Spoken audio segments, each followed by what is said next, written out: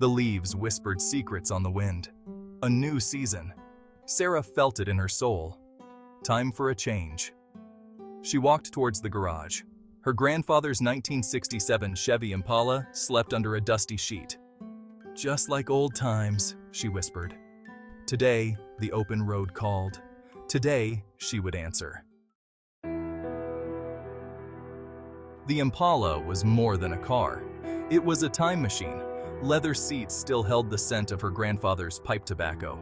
The radio buttons remembered his favorite country tunes. Sarah gently touched the steering wheel. Each imperfection whispered stories of her childhood. He taught her to drive in this car. He taught her about life in this car. Dust motes danced in the sunlight streaming through the garage door. Sarah turned the key.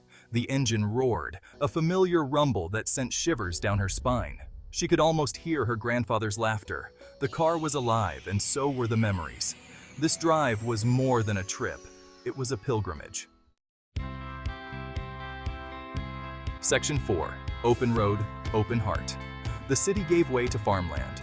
Buildings shrunk, replaced by vast blue skies. Sarah rolled down the windows. The wind whipped through her hair, carrying away the city's anxieties. She felt lighter, freer. With every mile, a weight lifted. The Impala ate up the highway, a steel and chrome freedom bird. Section 5. Driving with a ghost. Sarah imagined her grandfather in the passenger seat, his gruff voice humming along to the radio, his calloused hand tapping on the dashboard. She could almost feel his presence, guiding her, comforting her. They were two souls connected by love and a vintage Chevy. The miles melted away. The journey was the destination. Section 6. Country Road Epiphany. Sarah pulled over onto a quiet country road, the same road where her grandfather taught her to drive all those years ago.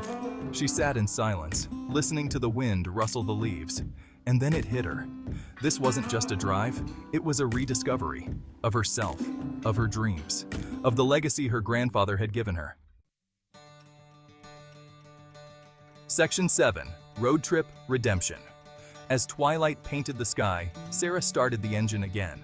She didn't know where the road would lead, but she wasn't afraid. She had her grandfather's spirit. She had the open road, and she had herself.